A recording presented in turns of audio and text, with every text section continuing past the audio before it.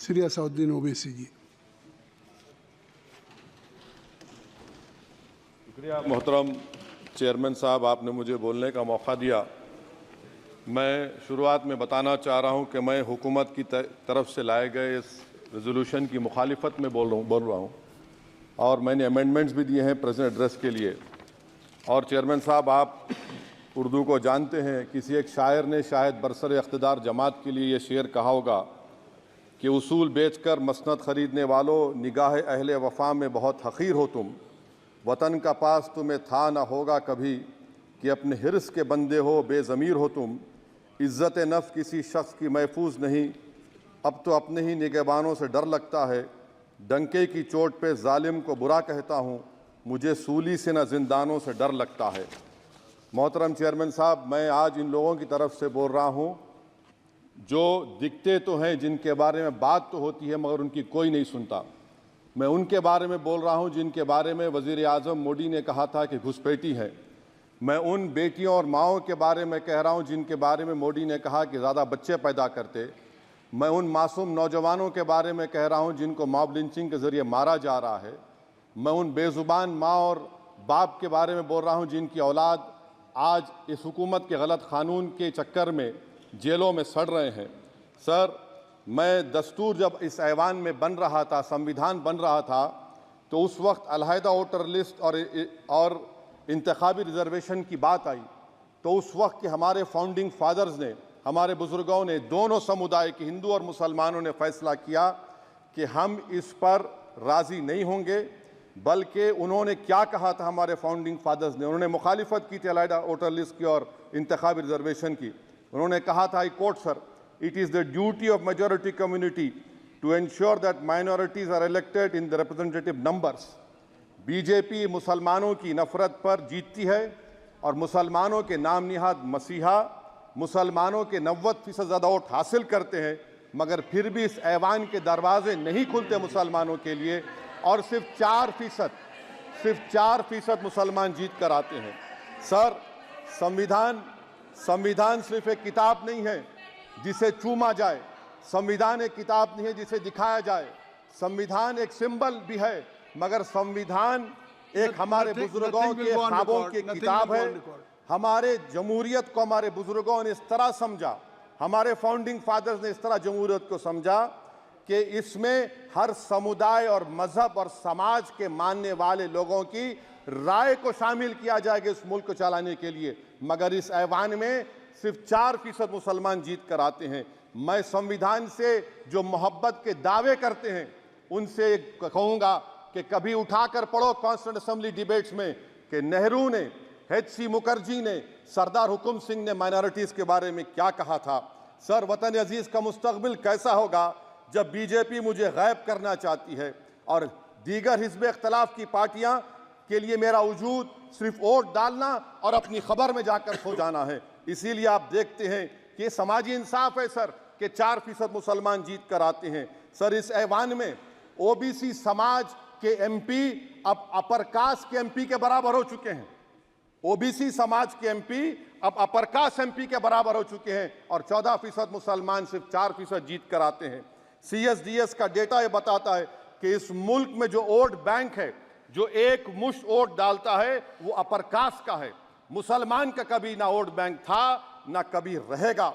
Sir, 4 जून के बाद 6 मुसलमानों की मॉब लिंचिंग हुई, 11 घरों को मध्य प्रदेश में मोदी के बुलडोजर ने निस्तो नाबूद कर दिया। हिमाचल प्रदेश में एक मुसलमान की एक दुकान को लूट लिया गया और हिज़्ब इख्तिलाफ की पार्टियों की तरफ से सन्नाटा है।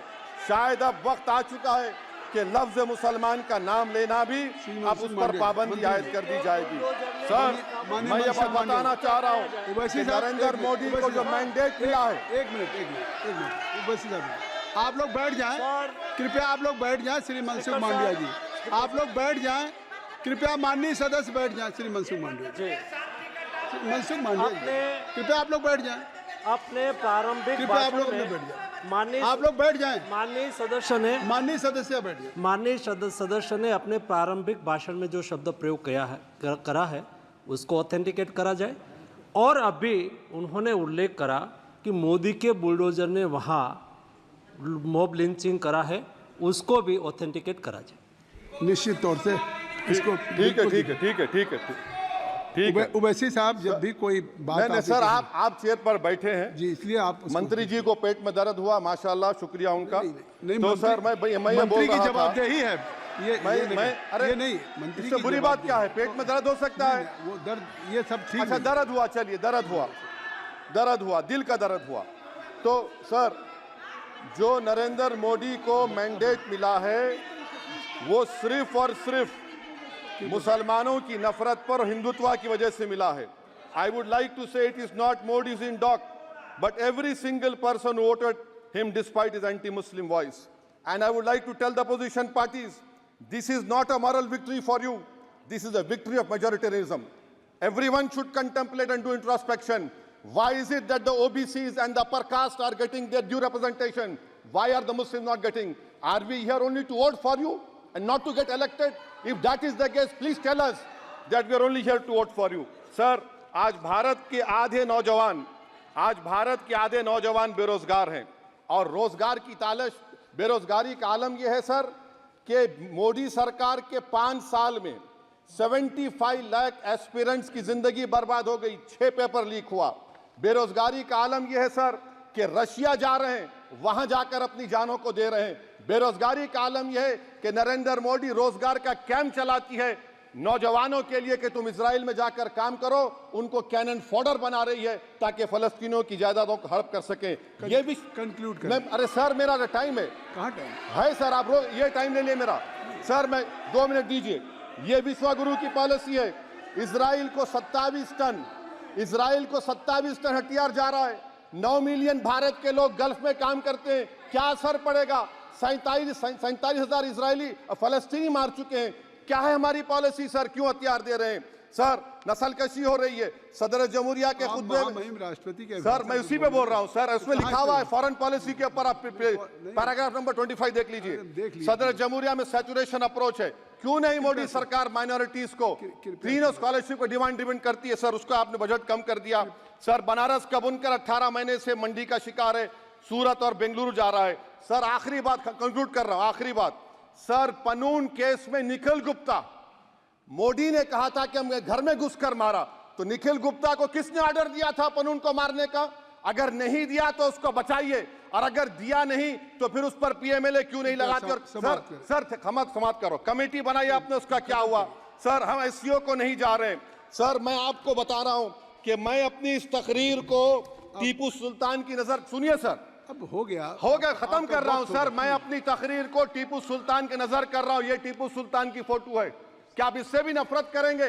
सर ये संविधान में टीपू सुल्तान की फोटो है जिस पर वल्लभ भाई पटेल ने साइन किया, श्यामा प्रसाद मुखर्जी ने साइन किया, ये आपकी नफरत है। सर आखिर में मैं अपनी बात को खत्म कर रहा हूं इस शेर पर कि क्या दिन दिखा रही है सियासत की धूप छांव, जो कल सपूत थे वो कपूतों में आ गए, थे इस कदर अजीम के पैरों में ताज थे, इतने हुए जलील के जूतों में आ गए। बहुत बहुत शुक्रिया सर। श्री गौरव गोगोई जी। धन्यवाद सभापति महोदय। मैं आपके समक्ष खड़ा तो हूं, लेकिन वर्तमान में मेरा मन और मेरा ध्यान असम में हो रही बाढ़ पर है, और मैं आशा करूंगा कि यहां की सरकार अपनी चिंता व्यक्त करे और असम में अभी तुरंत आज ही एनडीआरएफ की एक टीम भेजे और जल शक्ति के मंत्री भी वहां पे जाए, क्योंकि जिस प्रकार से एम्बैंकमेंट चारों तरफ टूट रहे हैं, पानी जिस तरफ से बढ़ रहा है, बहुत ही एक खतरनाक एक वातावरण वहाँ पे है। आप भी बिहार और यूपी में देखते हैं कि कितना बाढ़ के और कटाव से लोगों को कितनी परेशानी होती है, और इसीलिए मैं चाहता हूँ कि यहाँ की सरकार असम में होती हुई बाढ़ के प्रति अपनी चिंता व्यक्त करते हुए आज ही एक एनडीआरएफ की टीम भेजे और जल शक्ति